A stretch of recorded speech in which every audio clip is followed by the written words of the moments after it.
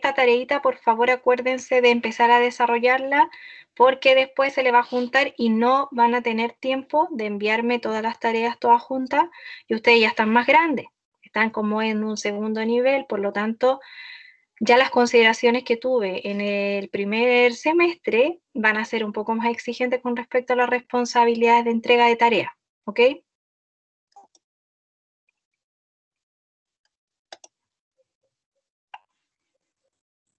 Entonces vamos a empezar a ver el PowerPoint de la clase de hoy. ¿Alguien tiene alguna consulta, algo, antes de comenzar la clase? Para darles la palabra.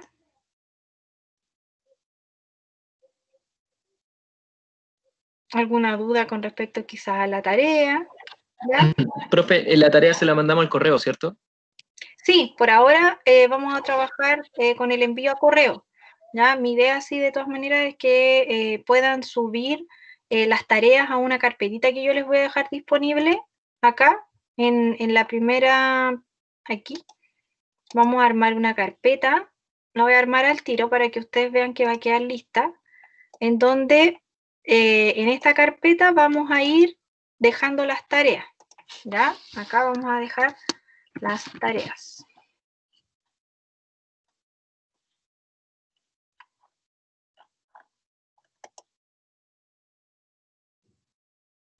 ¿Ya? Ahora en su ambiente de aprendizaje les va a salir esa carpeta, y dentro de esa carpeta yo les voy a ir, por ejemplo, dejando un lugar disponible para que ustedes suban su tarea. Tarea 1, tarea 2, tarea 3, ¿ya? Pero más que nada para que sea más ordenado el sistema, porque yo ahí voy viendo quienes no han entregado la tarea, ¿ya? Pero por ahora dejémoslo que la primera entrega va a ser al correo mío, ¿ya? De INACAP.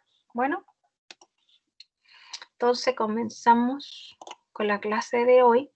Y la clase de hoy, chiquillos, recuerden que si alguien quiere hacer alguna consulta me va avisando, porque yo, fíjense cómo tengo el PowerPoint ahora. No veo el Teams, ¿ya? Entonces ustedes me van escribiendo, yo a veces no voy a ver que me están escribiendo. Alguien que me vaya avisando, por favor.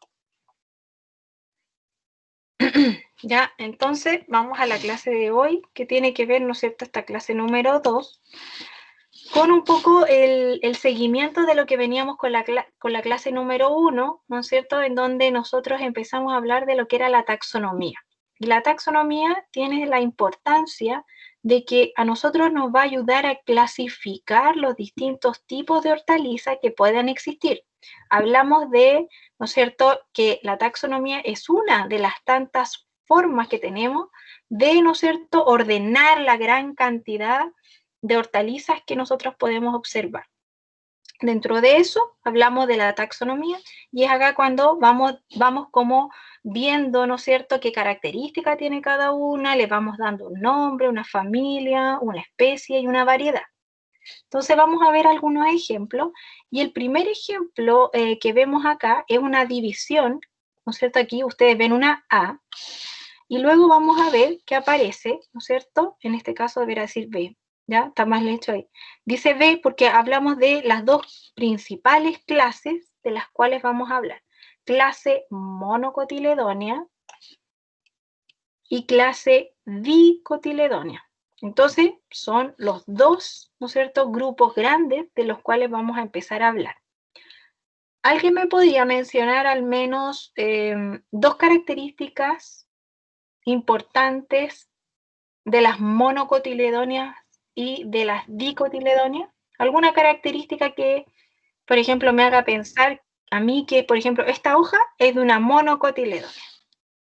La monocotiledónea tiene un solo cotiledón. Ya, dentro de su embrión, ¿no es cierto? El embrión está formado por un cotiledón, por eso es mono. ¿Ya? ¿Alguien más que pueda agregar algo?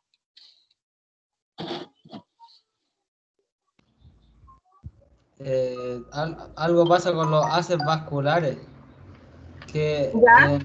no me acuerdo si se encuentran dispersos o en forma de anillo. Parece que en forma de anillo. En el tallo. ¿Se acuerdan? Voy Cuando a ver.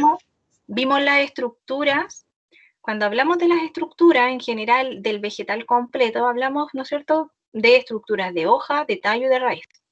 En el tallo, en general, la monocotiledónea presenta sus haces vasculares distribuidos de manera desordenada. ¿Ya? Si uno cortara un tallo por la mitad, por ejemplo una palmera, ustedes la cortan por la mitad, y la palmera en todo su tallo va a tener sus haces vasculares distribuidos de manera desordenada. Una dicotiledónea es un poquito más ordenada, si lo pensamos bien, es así como pensémoslo, que es más evolucionada. Entonces ella ya ordenó sus haces vasculares. Las ordena, Sí. ¿y de qué manera los ordena? En un anillo, formando anillos por dentro. Y por eso podemos ver que un tronco de árbol, cuando lo cortamos por la mitad, vemos anillos, ¿ya? Porque sus haces vasculares están ordenados y están formando anillos, ¿ya? Esa es una súper buena diferencia. ¿Alguien podría mencionar otra diferencia?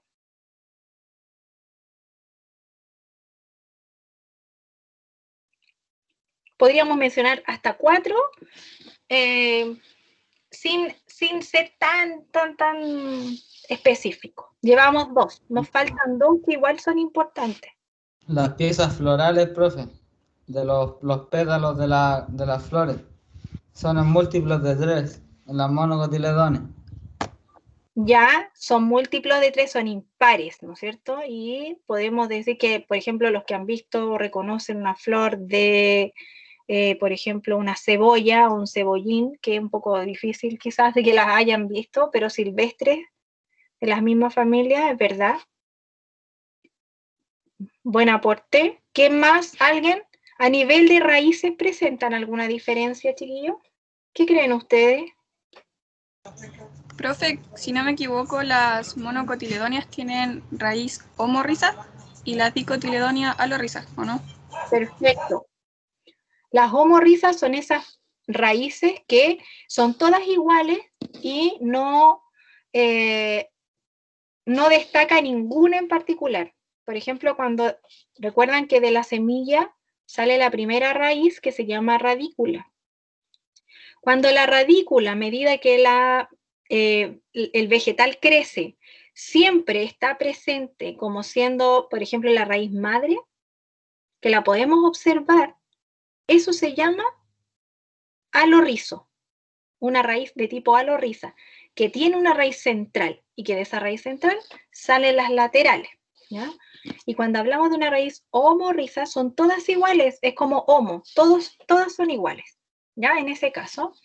Y en ese caso, las monocotiledóneas son homorrizas en su mayoría, ¿ya? Súper buena diferencia.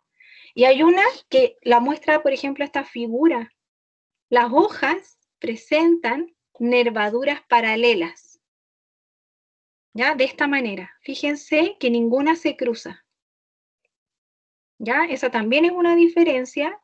Y, por ejemplo, los pastos, los cebollines, todo ese tipo de, ¿no es cierto?, el cibulet, el cebollín, son de tipo monocotiledónea. Y principalmente nos damos cuenta por cómo están sus hojas, sus nervaduras. Y estas nervaduras, estas líneas más claritas, son también haces vasculares, ¿ya?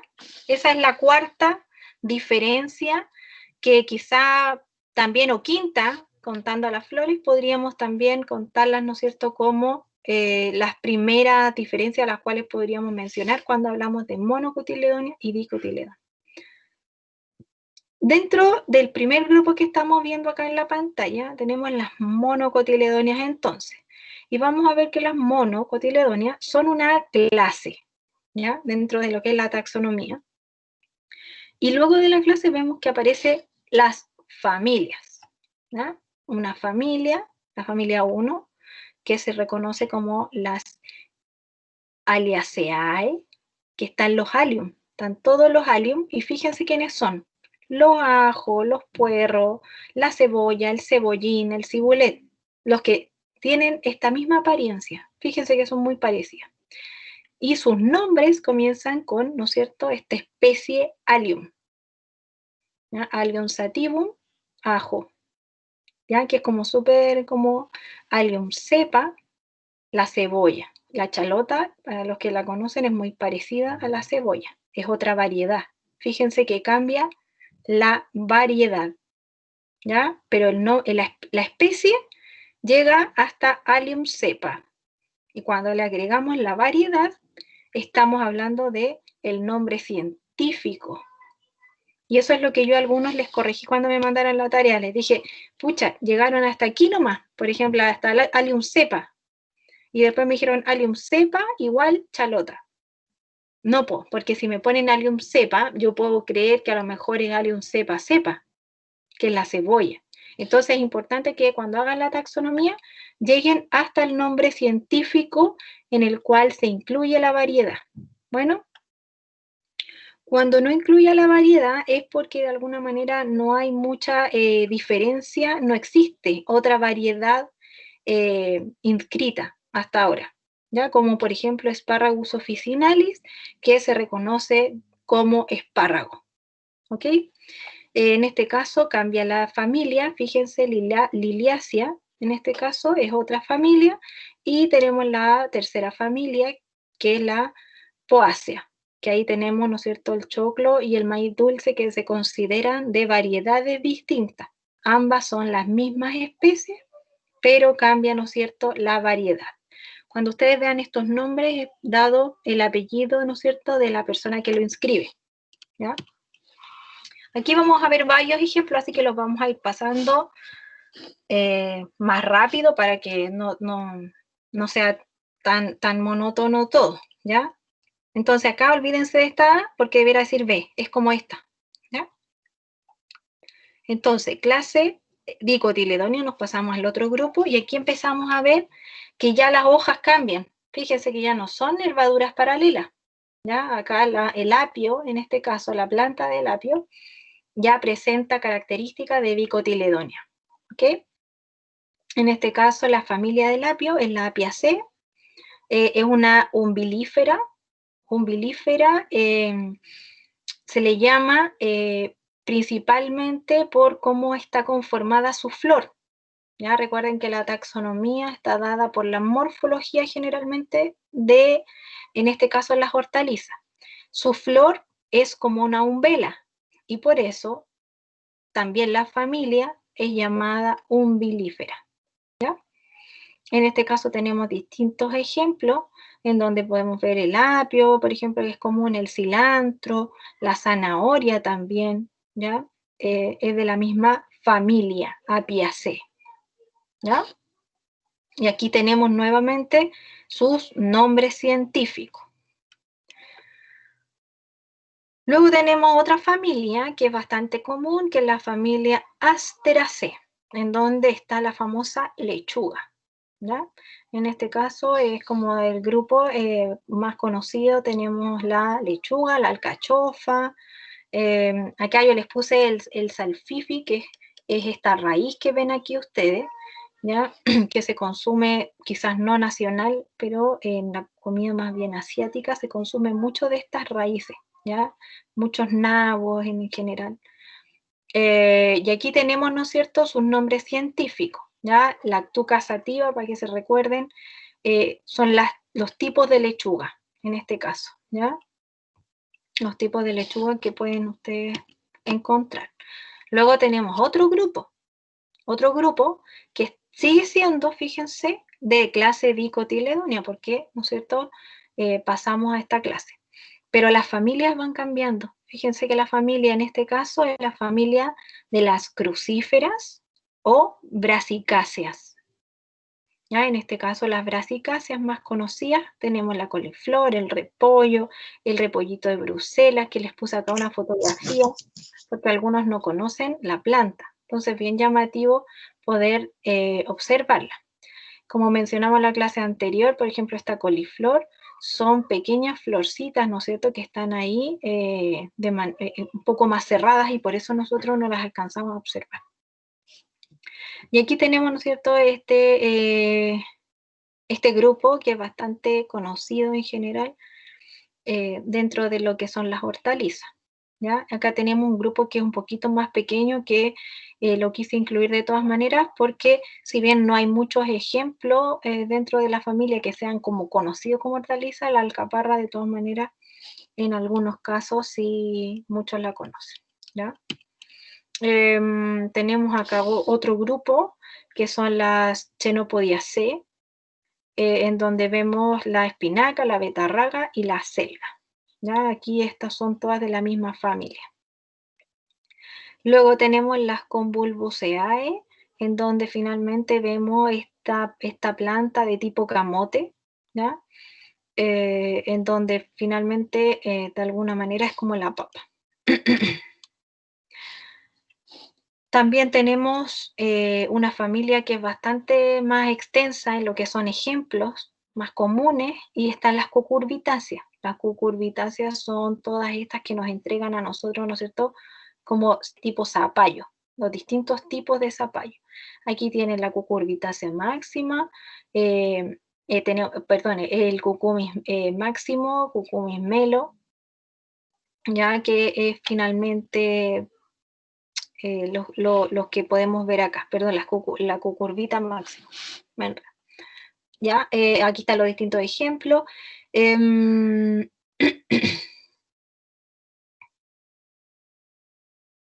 Eso para la familia, ¿no es cierto?, de la cucurbitácea, o el melón en este caso, que era el ejemplo que yo les había dado en la clase anterior, que era cucumis melo, vaya melo. Y también acá tenemos la familia grande también, que son las fabáceas, ¿ya? En este caso las fabáceas son prácticamente todas las hortalizas que de alguna manera nos entregan un grano, ¿ya? Acá tenemos los distintos porotos, las arvejas y las habas, ¿ya? Acá tienen, por ejemplo, las habas, las arvejas, y acá tenemos porotos. Luego tenemos acá un grupo que son el grupo de las malváceas, que acá yo les puse solamente un ejemplo porque como está nombrado, quise poner una fotografía, en este caso que es la ocra, que es una malvácea, es una flor así como moradita cuando crece la planta. Y estos ya son un poco más rebuscados, pero sí existe el ruibardo, que es la fotografía que está acá, que también la quise poner, que es el Pologonaceae, ¿ya? Que es como de medio polinésico, yo me acuerdo siempre un poco por eso, relaciona un poco como el nombre. Luego tenemos una familia que es bastante importante, que son las solanáceas, en donde aquí encontramos, por ejemplo, los ají, el tomate, los pepinos dulces y la papa, ¿ya? Pertenecen todas a la misma familia, ¿ya? Por lo tanto, tienen características que las hacen común. Y el lúpulo. Sí, Pero el lúpulo no es hortaliza, ¿cierto, profe? en este caso no, pero pertenecen a las mismas familias, ¿ya? Está dado más bien, ¿no es cierto?, por... Recuerden que después de las familias, ¿no es cierto?, vienen las especies, y después de las especies vienen las variedades. Por lo tanto, todavía hay parte de la taxonomía sobre la cual, ¿no es cierto?, hay distintas distribuciones. Bueno, por eso, como estamos nombrando acá las hortalizas, hay muchas otras, muchos otros nombres que van a estar acá, que ustedes pueden, si quieren, googlear y buscar más ejemplos de, por ejemplo, vegetales, ¿no es cierto?, o producciones de tipo agrícola que pertenezcan a la familia de las solanáceas, ¿ya? Igual que las malváceas también. Hay muchas hay muchos otros vegetales que están dentro de estos grupos, ¿ya? Pero acá lo que estamos haciendo es nombrando un poco los que más tienen relevancia desde el punto de vista económico, comercial y hortícola, ¿ya? Luego tenemos acá, ¿no es cierto?, esta pequeña así como verdurita que tienen aquí en esta foto de abajo, que la quise poner, que es el Profe, no se ve la pantalla. canónigo. ¿Ah? ¿No se ve? No, dejó de compartir. A ver, déjenme Yo revisar. tampoco veo la pantalla. Acá me dice que estoy compartiendo. Déjenme, voy a salir y voy a entrar de nuevo a compartir. ¿Ah?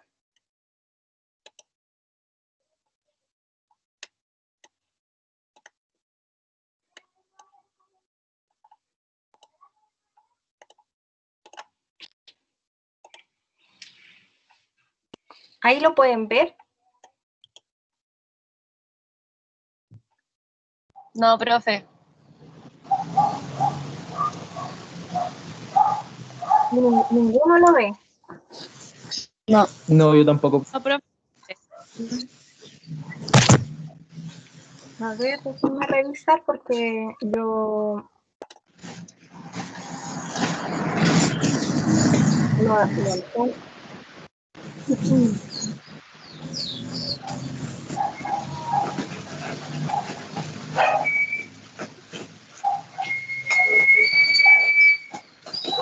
¿Ahí lo ven? Me avisan cuando se vea, por favor. Aún no, profe. A ver, déjenme, es que es muy raro que de repente se haya quedado pegado. ¿Ya? Espérenme un poco. Voy a actualizar el tiempo.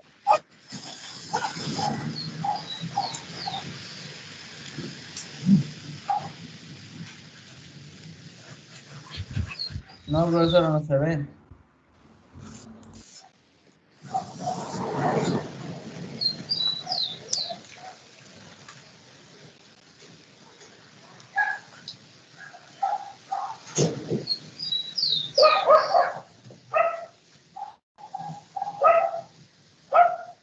Ahora sí.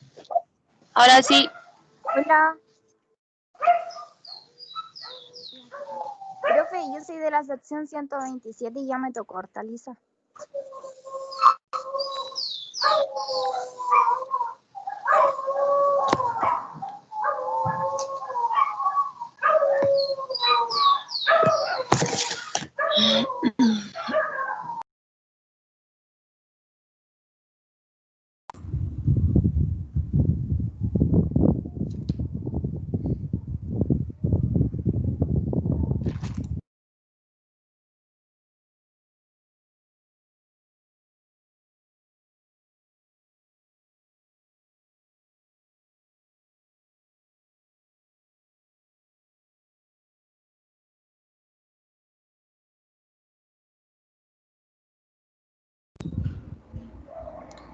De nuevo no se ve nada, profesor.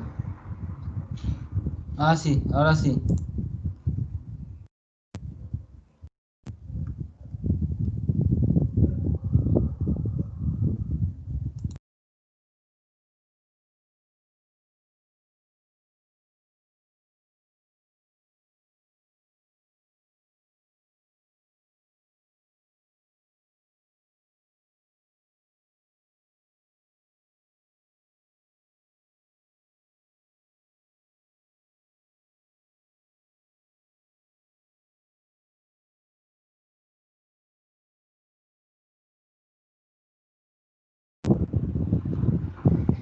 Profesora, no se escucha su voz. ¿Ahora sí? No se veía, pero ahora no.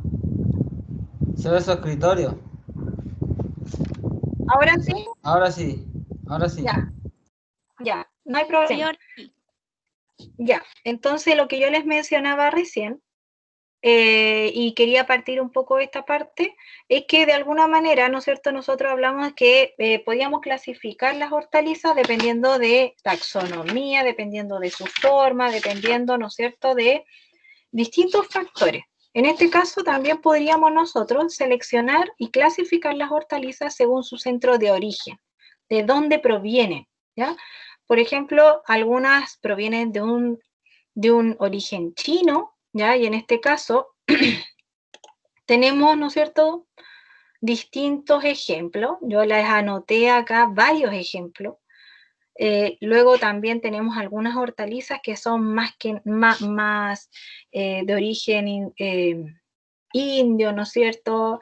Desde otros puntos del mundo, en este caso también tenemos más relacionadas con el Asia Central, ¿ya? Pero a lo que voy es que es otra de las maneras en que podemos también clasificar las hortalizas, así como hablamos anteriormente de la taxonomía, ¿ya? Acá, por ejemplo, tenemos algunas, por ejemplo, la lenteja, el lupino, que son más cercanos al oriente, en este caso Asia Central. Tenemos la zanahoria, la mostaza, y están muy relacionados también con cuánto se usan dentro de un plato del alimento en general, ¿ya? Más mediterráneos, por ejemplo, también acá tenemos una gran cantidad dentro de ese, el espárrago, las betarragas son, ¿no es cierto?, de un centro más bien mediterráneo. Tenemos también algunos de centros relacionados más bien como más africanos, más indios, ¿no es cierto?, otros que tienen relación con un centro más bien mexicano, ¿ya? Y si no, no sé, pues por ejemplo, algo más cercano, sabemos que los mexicanos comen mucho poroto, por ejemplo, ¿no es cierto? Y tienen dentro de sus orígenes, ¿no es cierto? El poroto es parte, ¿no es cierto?, de su origen. Cuando hablamos ya de un origen más bien sudamericano, ¿no es cierto?, podemos ver que Perú, Ecuador, Bolivia comparten, ¿no es cierto?, bastantes hortalizas que tienen en común. Chile en general en el mundo se caracteriza porque la papa en sí es una de las hortalizas que tiene su origen en Chile. Y por lo tanto, cuando a nosotros nos dicen, por ejemplo, cuál es su plato tradicional, debiera, ¿no es cierto?, estar relacionado con la papa en general, ¿ya?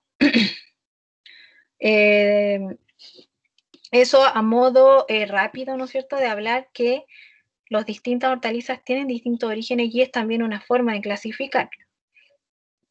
También podemos clasificar estas hortalizas según la parte que comemos de la hortaliza. Por ejemplo, en algunos casos vamos a comer la raíz, en otros casos vamos a comer las hojas, los tallos, cuando tengan bulbo, ya en muchos casos, en algunos casos también las flores, como hablamos anteriormente, y también frutos. Ya, acá yo les puse unos ejemplos según la caracterización que existe, ¿no es cierto?, de las clasificaciones de hortalizas según sus órganos que se consumen, ¿ya? Acá tienen, por ejemplo, de la raíz. ¿Qué comemos nosotros de hortaliza a la cual le saquemos raíz? Betarraga, ¿ya? Si bien nosotros de la betarraga comemos entre un tallo engrosado y la raíz, ¿ya? Es una mezcla de ambos. Camotes, nabos, ¿no es cierto? Los rabanitos, que también en este caso se consideran también parte del tallo, ¿ya? Entre raíz y tallo, la zanahoria, el salfifi que lo vimos en la fotografía. Cuando tenemos tubérculos hablamos de las papas en general, el tallo, ¿no es cierto? Cuando hablamos de los espárragos, en ese caso cuando hablamos del apio, ¿no? Los bulbos, cuando hablamos de la cebolla, y la gran cantidad, ¿no es cierto?, que tenemos en el listado de lo que nos comemos, la hoja, ¿ya? Cuando hablamos del peciolo, hablamos precisamente del apio, que yo antes había hablado del apio como el tallo, pero en realidad lo que comemos nosotros es el peciolo, es el palito que sostiene la hoja. Lo que pasa es que en este caso el peciolo es un peciolo engrosado, ¿ya? El tallo en ese caso es un tallo que queda disminuido al mínimo en la parte basal del peciolo, ¿ya? Que es esa parte que generamos, generalmente la vemos como más blanquecina dentro de la base del apio, ¿ya? Profe, ¿Sí? es como la nalca, no sé si la has escuchado o la has visto. Sí, sí. La nalca igual se come el tallo. La nalca también es una gran hoja que tiene un peciolo largo, ¿no es cierto? Y, y se come prácticamente toda la estructura de la planta. Hacen mermelada, ¿no es cierto? Hacen muchas cosas con las nalcas. Desde casi que la raíz también se come, si no me equivoco. Pero sí, de todas maneras, la nalca es lo mismo. La selga es lo mismo. Nosotros cuando cosechamos la selga, cosechamos el peciolo con la hoja. Ya es lo mismo. En el caso de los frutos es lo mismo. En algunos casos cosechamos frutos inmaduros, ¿ya? Como por ejemplo cuando comemos el ají, los porotos verdes, y también en algunos casos cosechamos frutos, ¿no es cierto?, maduros, cuando por ejemplo comemos melón, comemos sandía, comemos tomate, ¿ya? No los comemos verdes, sino que los comemos más bien maduros. Y en algunos casos también comemos sus semillas, ¿ya? Según el arraigamiento es cuando nosotros hablamos de qué tan profundo, ¿no es cierto?, puede estar el desarrollo de sus raíces. En este caso, nosotros vamos a hablar, ¿no es cierto?, según esta profundidad de arraigamiento, que vamos a tener distintos tipos, ¿no es cierto?, de especies. En ese caso, vamos a distribuir estas hortalizas dependiendo de cuánto es la profundidad efectiva que requieren para desarrollarse completamente, ¿ya? En algunos casos, por ejemplo, vamos a hablar que necesitan una superficie de hasta 60 centímetros, que eso es relativamente poco, ¿ya? Para lo que es una hortaliza. Pero cuando ya empezamos a hablar de una hortaliza que requiere más profundidad, generalmente está relacionado con el órgano que consumimos. Ya, fíjense, los que requieren más profundidad de suelo para desarrollarse son precisamente las plantas que crecen mucho en la parte aérea, ¿ya? Crecen en cantidad, que requieren también un espacio amplio en la parte aérea. Por ejemplo, una alcachofa, ¿ya? Requiere harto espacio. La sandía, el zapallo, los porotos, en general hay plantas de poroto, el poroto crece bastante, ¿ya? Solamente está muy relacionado con eso.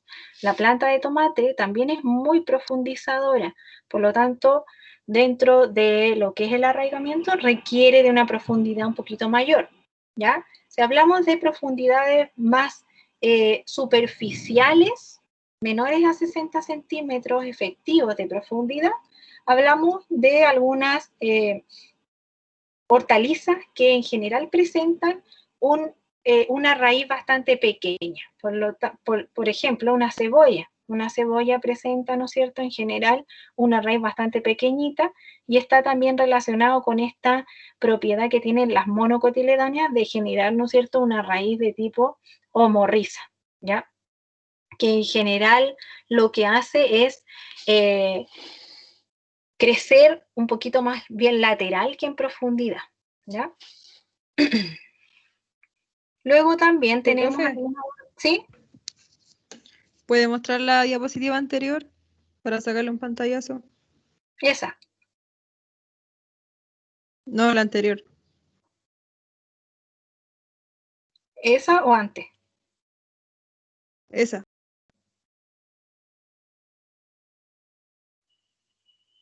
Tú me dices cuándo para cambiarlo. De todas maneras, recuerden que yo esto se los dejo hoy día mismo en el intranet para que lo repasen más adelante, ¿ya? Vamos a avanzar entonces.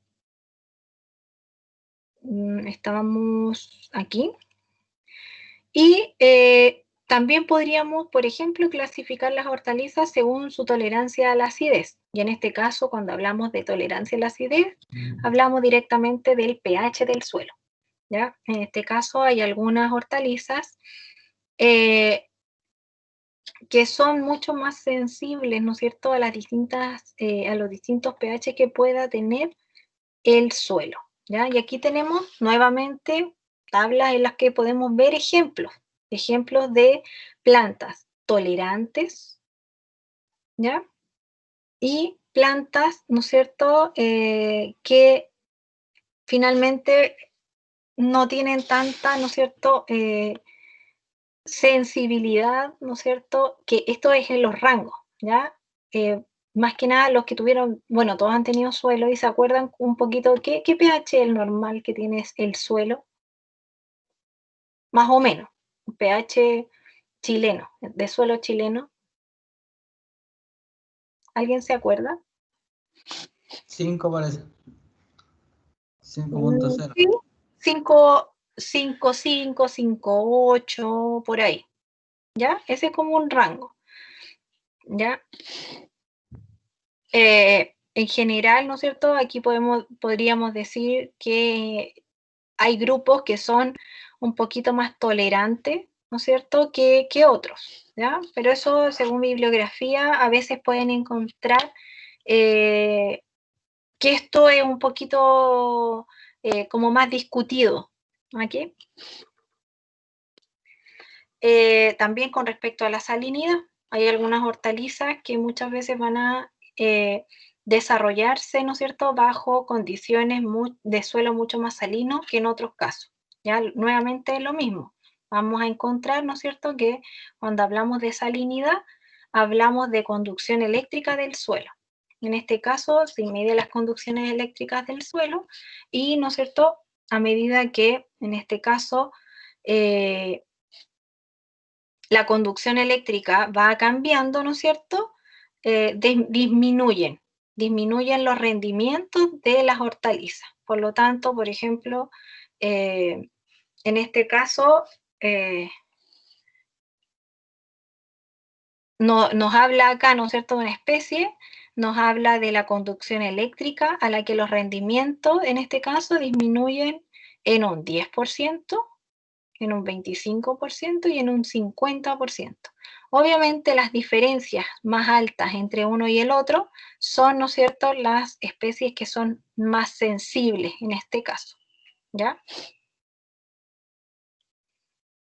Y en este caso también podemos hablar de hortalizas de clima frío, templado y cálido, si estamos hablando de una clasificación según el clima, ¿ya? Y acá hay algunos ejemplos que yo tomé, ¿no es cierto?, de un libro, en este caso, en donde las hortalizas de estación fría pueden ser subclasificadas en 3 grupos. Simplemente estos 3 grupos, ¿no es cierto?, van a estar relacionados con la tolerancia a esta estación fría, ¿ya? Por ejemplo, el grupo A habla que sus óptimas condiciones están entre los 15 y 18 grados, ¿ya? No tolerando temperaturas muy altas, que muy altas ya serían 24 grados, por ejemplo, ¿ya? Pero obviamente bajo condiciones también de humedad, ¿no es cierto?, y control de riego. Sin embargo, si nos vamos a este grupo C, en este caso, las hortalizas, ¿no es cierto?, van a estar adaptadas a una condición un poquito más extrema de temperatura, en donde ya pueden crecer, ¿no es cierto?, y desarrollarse entre temperaturas de 13 a 24 grados, ¿ya? Pero son también, ¿no es cierto?, tolerantes a temperaturas frías, ¿ya? Y eso también es importante porque el rango ya es mayor, por lo tanto, es un poco más tolerante en general a los cambios de temperatura, y generalmente en este grupo de las estaciones frías vamos a encontrar los ejemplos clásicos de hortalizas de invierno, ¿ya? Luego tenemos el segundo grupo, que nos habla de las hortalizas de estación más bien cálida. Y acá tenemos los dos grupos, entre los cuales ya vemos un aumento de temperatura, ¿ya? Eso quiere decir, ¿no es cierto?, que estos grupos, ¿no es cierto?, están adaptados a condiciones de temperatura mucho más altas de las que estamos hablando, ¿no es cierto?, en el primer grupo de estación fría. Y el segundo aspecto es que en este caso no toleran heladas, ¿ya?, bajo ningún estado de desarrollo. Entonces son muy sensibles a los cambios de temperatura.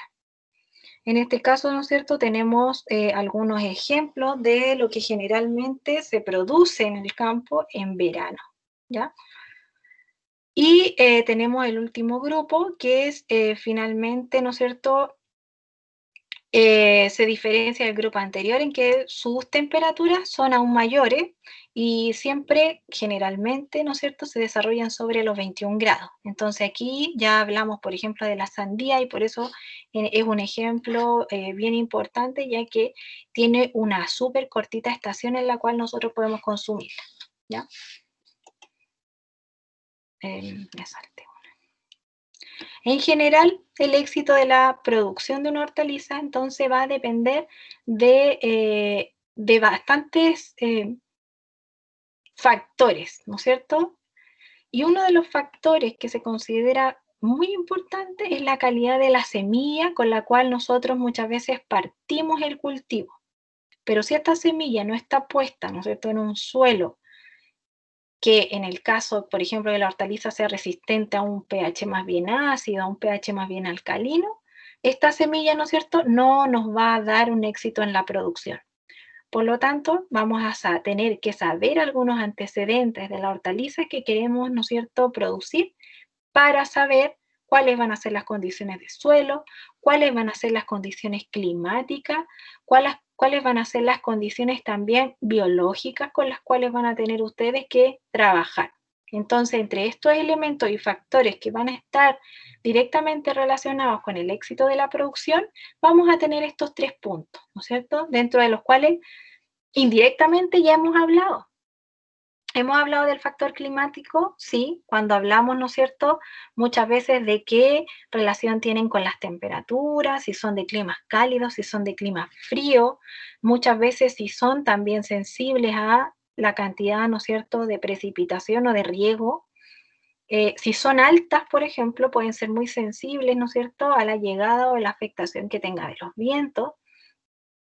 El factor edafológico tiene que ver con el suelo y con las características que estas, ¿no es cierto?, nos puedan entregar. Entre estas características físicas, cuando por ejemplo estamos hablando de las texturas como tal, características químicas, cuando hablamos por ejemplo del pH y la conductividad eléctrica, y características también biológicas y topográficas, ¿no es cierto?, cuando hablamos de, por ejemplo, profundidades de suelo, efectivo, cuando hablamos de relieves de suelo, de pendiente. Pero se incluye acá un tercer, ¿no es cierto?, número, que es, ¿no es cierto?, el tercer factor o elemento que va a interactuar directamente con el desarrollo de la hortaliza y que tiene que ver con el factor biológico. El factor biológico que tiene que ver directamente con el hombre y con las labores culturales que realice, y de igual manera, ¿no es cierto?, con los animales y las plantas que alrededor de la hortaliza y del huerto están influyendo, porque no olvidemos, ¿no es cierto?, que todos estos sistemas productivos son parte de la agroecología, ¿ya? Entonces, pues, creo que estamos en el tiempo. ¿Alguien si me puede decir la hora? No, todavía nos queda tiempo. Vamos a seguir un poquito. ¿Están cansados? ¿Quieren ir haciendo alguna consulta, chiquillos?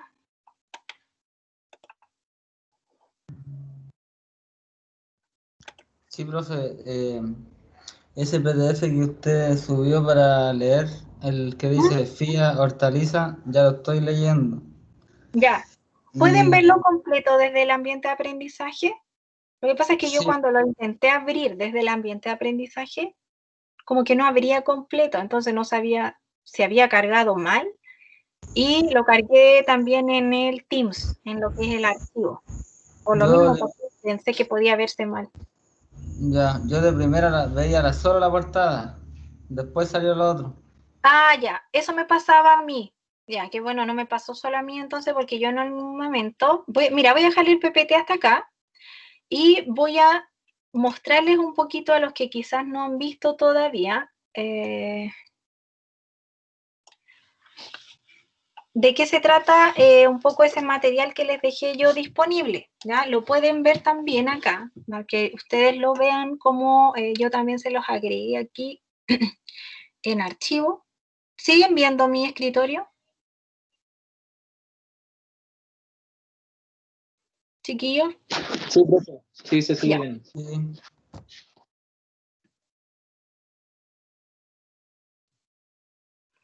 Yo les subí este material, ya que está elaborado por FIA. No me carga muy rápido, la verdad. Ahí me carga un poco. En donde ustedes van a ver, de alguna manera, un análisis, en este caso, de algunos antecedentes que tienen que ver con la horticultura, ¿ya?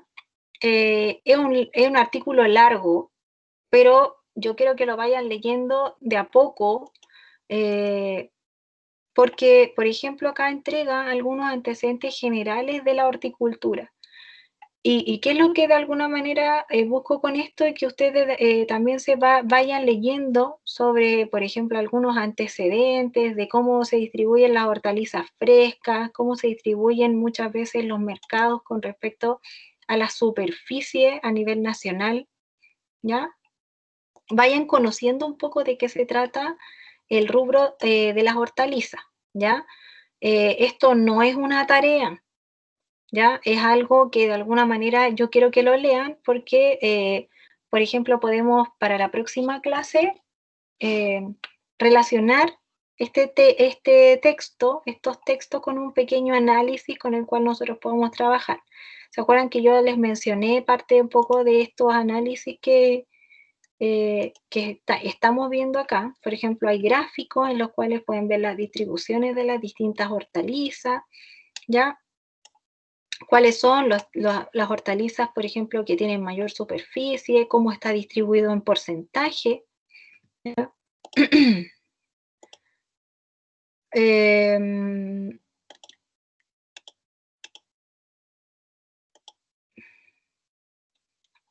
Acá hay esto lo pueden ir de alguna manera leyendo, por ejemplo, pueden leer un día todo el 1.1, al otro día pueden leer a lo mejor el 1.2 y así, para irse de alguna manera involucrando, ¿no es cierto?, con lo que es la materia. ¿Ya? Esto es lo que yo les dejé para los que no habían visto. De esto un poco se trata, ¿ya? No es algo tan difícil de leer, sino que yo más espero que lo lean con tiempo, lo analicen, vayan quizás conversando a lo mejor con su familia de estos temas, ¿no es cierto?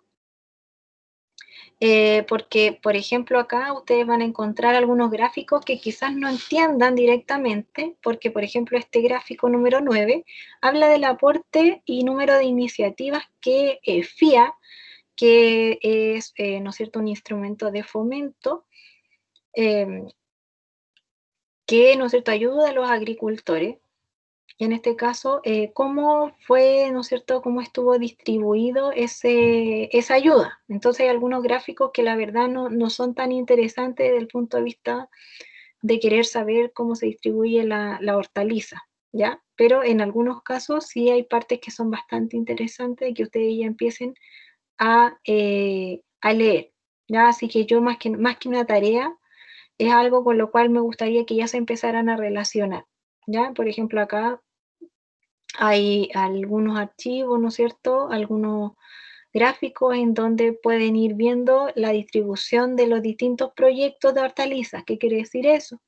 Que hay algunas regiones que están recibiendo más ayuda desde, ¿no es cierto?, por ejemplo, Corfo, Fondesit, que son fondos de, ¿no es cierto?, con los cuales se generan distintos aportes que ayudan hoy, ¿no es cierto?, a este punto que hablábamos en la clase anterior, que son mejoramientos desde el punto de vista de la competitividad del producto, ¿ya? En general también acá, por ejemplo, en este gráfico pueden ver que parte de las temáticas que se abordan en los proyectos también tienen que ver con distintos puntos. Por ejemplo, la menor temática con la cual se trabajó en proyectos fue la temática de la horticultura orgánica. Pero fíjense que la mayor tiene que ver con la agregación de valor. Entonces, ¿qué quiere decir eso? Quiere decir, ¿no es cierto?, que las temáticas que se están persiguiendo para ayudar a la horticultura tienen que ver mayoritariamente con los niveles de procesamiento y agregación de valor de los productos. Por ejemplo, si ustedes hoy día quisieran ser horticultores y quisieran obtener ayuda de algún instrumento de fomento, ustedes, el principal objetivo que van a decir ustedes, pucha, si yo tengo una idea, para conseguir que me ayuden con mi idea, ¿yo qué voy a hacer? Voy a mirar este gráfico y voy a decir, mira, las platas que están entregando, las están entregando principalmente para las ideas que tengan que ver con agregarle valor al producto. Después están entregando, por ejemplo, cuando hablan de los Fondesit, son, ¿no es cierto?, instrumentos de fomento que tienen que ver con la investigación. Entonces, ellos trabajan mucho el punto de vista genético, mejoramiento genético de las hortalizas. Pero a mí eso a lo mejor no me interesa. Pero inocuidad sí. ¿Qué tan inocua es, ¿no es cierto?, mi producción? Entonces, eso también les va a interesar muchas veces cuando ustedes ya comiencen a elaborar temas de proyección, ¿no es cierto?, elaborando proyectos. ¿Ya? Y acá hay algunas, ¿no es cierto?, agendas de innovación donde también les dan una pequeña visión de cómo va a estar el sector agrícola o cómo de alguna manera se visualiza, en este caso, según, ¿no es cierto?, la Comisión Nacional del Sector Hortícola. ¿Ya? Eso también es muy bueno porque nos da de alguna manera una visión, una expectativa de cómo también viene y a lo mejor qué puntos son relevantes de ir mejorando y en qué puntos tenemos que ir avanzando. ¿Ya? Así que yo les dejo este texto, es bastante interesante. No lo lean de una vez porque van a aburrirse, pero sí a lo mejor vayan dándole una leída a medida que vamos pasando la materia, por ejemplo, ¿ya? Pero sí es para que tengamos temas de conversación. Es súper importante que hoy día ustedes comiencen a leer y a informarse para tener, ¿no es cierto?, estos temas con los cuales ya podamos ir generando discusiones. Nosotros más adelante vamos a generar foros dentro del ambiente de aprendizaje. Fíjense que acá yo, por ejemplo, puedo armarles un foro. En este foro podemos nosotros trabajar con distintos tipos, ¿no es cierto?, de preguntas en las cuales podamos interactuar. Por ejemplo,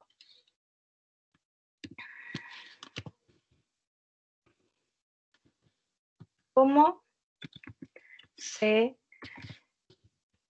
visualiza la horticultura en Chile para el 2025?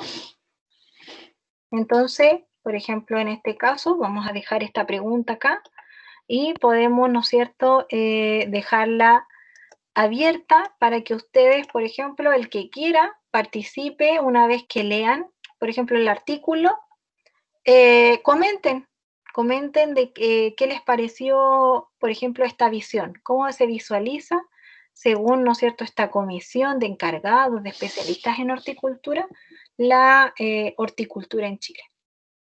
¿Ya, chiquillos? Quedamos hasta acá entonces y nos vemos el próximo lunes.